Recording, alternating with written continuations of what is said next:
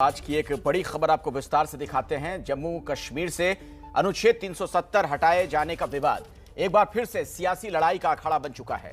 कांग्रेस के नेता दिग्विजय सिंह ने क्लब हाउस चैट के दौरान पाकिस्तान के पत्रकार से यह कह दिया कि अगर कांग्रेस की सरकार आएगी तो अनुच्छेद 370 पर दोबारा विचार किया जाएगा। इसी बयान पर बीजेपी कांग्रेस पर हमलावर हो गई।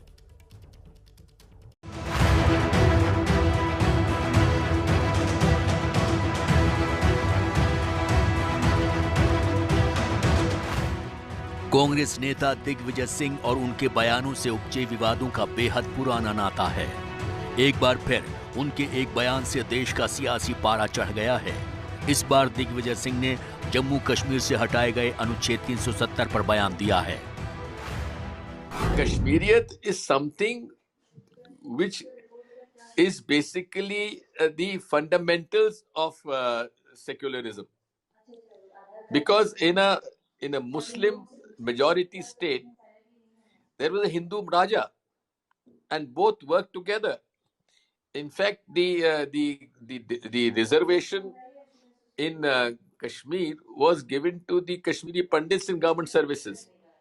So therefore, the decision of revoking Article 370 and reducing the statehood of J&K is extremely, I would say, sad decision, and the Congress party would certainly have to have a relook on this issue. Digvijay Singh ने बयान दिया, उसके बाद बवाल शुरू हुआ। BJP ने इसे कांग्रेस की सोची समझी साजिश करार दिया और कहा कि कांग्रेस पार्टी की ही सोच भारत विरोधी है। बीजेपी प्रवक्ता संबित पात्रा तो यहां तक कह बैठे कि इसके पीछे राहुल गांधी हैं। दिग्विजय सिंह हो चाहे वो मणिशंकर अय्यर हो, ये सबके सरगना है आदरणीय राहुल गांधी जी। 25 अगस्त 2019 को एक ट्वीट किया था और उन्होंने कहा था आर्टिकल 370 हटा करके हिंदुस्तान की सरकार ने एक भारी गलती कर दी है, और 27 तारीख को 2 दिन बाद एक डोसियर बना करके एक चिट्ठी लिख करके इमरान खान इसे यूनाइटेड नेशन संयुक्त राष्ट्र में डिपॉजिट करते हैं और कहते हैं देखिए ये इंडिया का वक्तव्य है। 25 तारीख को राहुल गांधी का ट्वीट और 27 तारीख को यूनाइटेड नेशन में प्रस्तुत हो जाना, कहीं ये सांठगांठ तो नहीं? चूंकि अनुच्छेद 370 को हटाना बीजेपी के मुख्य एजेंडे में शामिल रहा है, इसलिए इस पर होने वाली बयानबाजी पर वो हमलावर हो जाती है। दिग्विजय के धुर विरोधी रहे मध्य प्रदेश के मुख्यमंत्री शिवराज सिंह चौहान ने तो सीधे सोनिया गांधी से जवाब मांगा है। दिग्विजय कहते हैं कि धारा 370 हटाने पर पुनर्विचार किया जाएगा। क्या पुनर्विचार करेगी कांग्रेस? क्या फिर से धारा 370 थोप के अलगाववाद को हवा देगी, आतंकवाद को प्रश्रय देगी? कांग्रेस का हाथ पाकिस्तान के साथ। ये कांग्रेस की पाकिस्तानी मानसिकता है, जो पाकिस्तान कहता है वही कांग्रेस कहती है। बीजेपी दिग्विजय सिंह के बयान का विरोध कर रही है, लेकिन कश्मीर के नेता इसका स्वागत कर रहे हैं।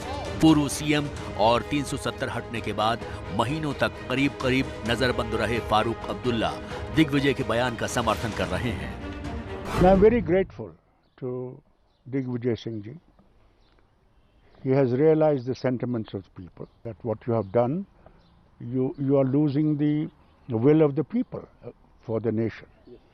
And I think he has done well, and I welcome it heartily, and I hope that the present government will look into this again. करीब यही मत बीजेपी को छोड़कर जम्मू कश्मीर की सभी पार्टियों का है।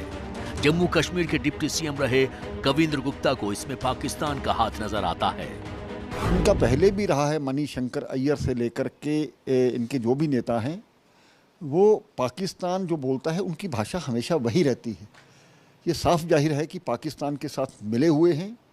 ग्रेटा थनबर्ग की जो टूल किट जारी हुई थी उसका ये हिस्सा है। ये देश में अफरा तफरी फैलाना चाहते हैं।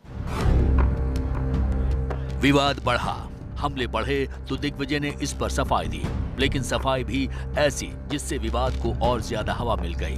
ट्वीट कर दिग्विजय ने कहा कि अनपढ़ लोगों की जमात को शैल और कंसीडर में फर्क शायद समझ में नहीं आता। हालांकि कांग्रेस नेता राशिद अलवी कह रहे हैं कि 370 को वापस लागू करने का कोई सवाल ही नहीं है, लेकिन जिस तरह से उसे लागू किया गया वो गलत था। आर्टिकल 370 रिस्टोर करने का कोई सवाल नहीं उठता है, लेकिन जिस तरीके से कश्मीर के अंदर कर्फ्यू लगाकर लोगों को जेल में डालकर, एक्स चीफ मिनिस्टर्स को जेल में डालकर कानून बनाया गया, वो कश्मीर के हित में नहीं था। जबकि कांग्रेस उन पार्टियों में शामिल थी जिन्होंने लोकसभा और राज्यसभा दोनों ही जगहों पर विरोध किया था। संसद के दोनों सदनों से पास होने के बाद यह कानून में बदल गया था।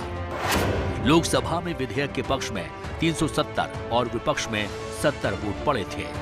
वहीं राज्यसभा में विधेयक के पक्ष में 125 और विपक्ष में 61 वोट पड़े थे।